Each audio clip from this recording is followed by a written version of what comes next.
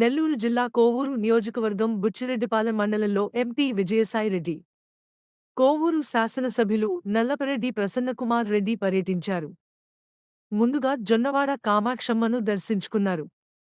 తదుపరి నాయకులు కార్యకర్తలతో కలిసి పెద్ద ఎత్తున బైక్ ర్యాలీ నిర్వహించగా ప్రజలు అడుగడుగునా నీరాజనాలు అందించారు. అనంతరం పంచేడు గ్రామంలోని డాక్టర్ సురేందర్ రెడ్డి ఇంటి వద్ద విలేకరుల సమావేశం నిర్వహించారు.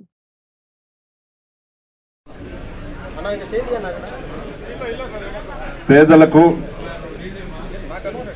ధనవంతులకు పోటీ జరగబోతా ఉంది.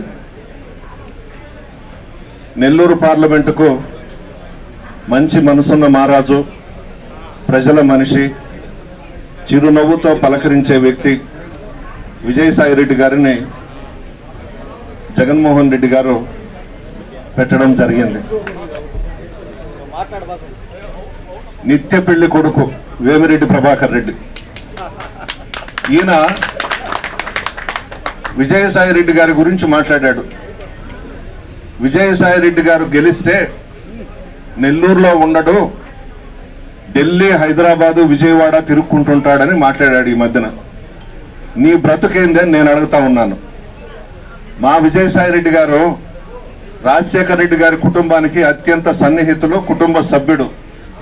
నిజాయితీగా, చిత్తశుద్ధిగా ఆ కుటుంబం మీద అభిమానంతో ఇప్పటి వరకు ఎప్పటి వరకు ఆ కుటుంబాన్ని వదిలిపెట్టే ప్రసక్తే లేదు విజయసాయిరెడ్డి గారు.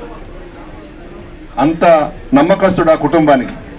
నీలాగా డబ్బుందని అహంకారం, పొగరు, గర్వంతో ఉండే వ్యక్తి కాదు మా విజయసాయిరెడ్డి గారు.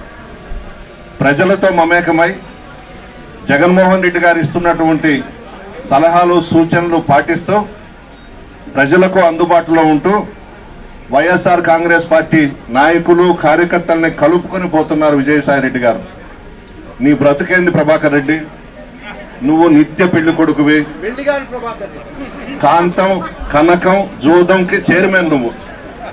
కాంతం అంటే అమ్మాయి, కనకం అంటే డబ్బు, జూతం అంటే పేకాట. ఈ మూడిటికి చైర్మన్ నువ్వు.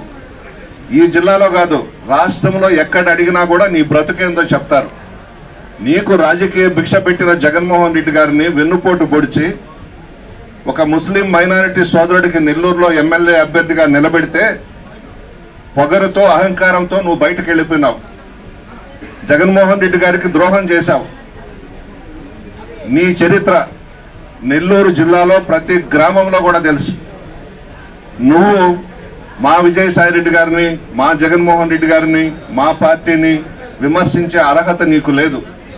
నువ్వు ఏ విధంగా కాంట్రాక్ట్స్లో డబ్బులు సంపాదించావో, నువ్వు ఏ విధంగా కోటీశ్వరుడైనావో జిల్లా ప్రజలందరికీ తెలుసు ప్రభాకర్ రెడ్డి.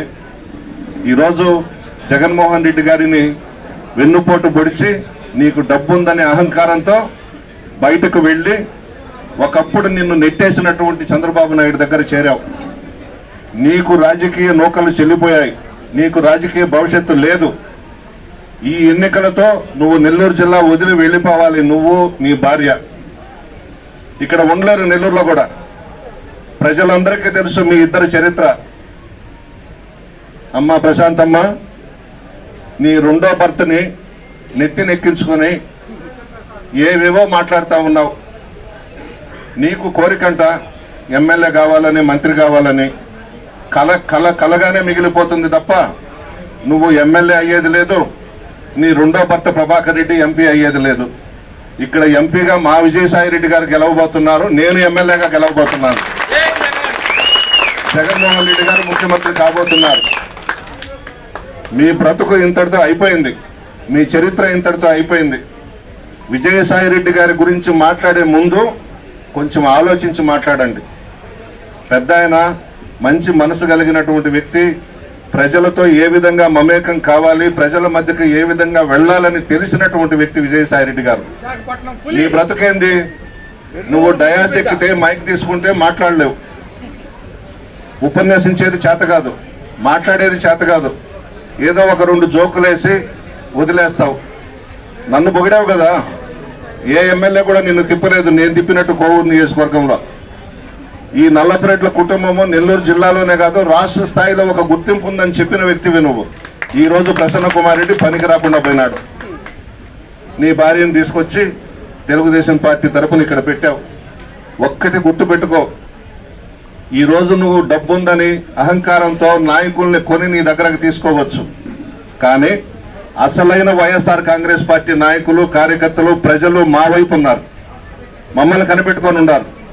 జగన్మోహన్ రెడ్డి గారిని మరలా ముఖ్యమంత్రిగా చూడాలని ఉన్నారు. ఇది నువ్వు కాదు కదా, నీ అబ్బొచ్చినా కూడా తొడపలేరు. జగన్మోహన్ రెడ్డి గారు కాబోయే ముఖ్యమంత్రి, రెండవసారి పట్టాభిషేకం చేసుకోబోతున్నారు. భగవంతుడు కూడా నిర్ణయించేశాడు, ఎవ్వరూ కూడా ఆపలేరు.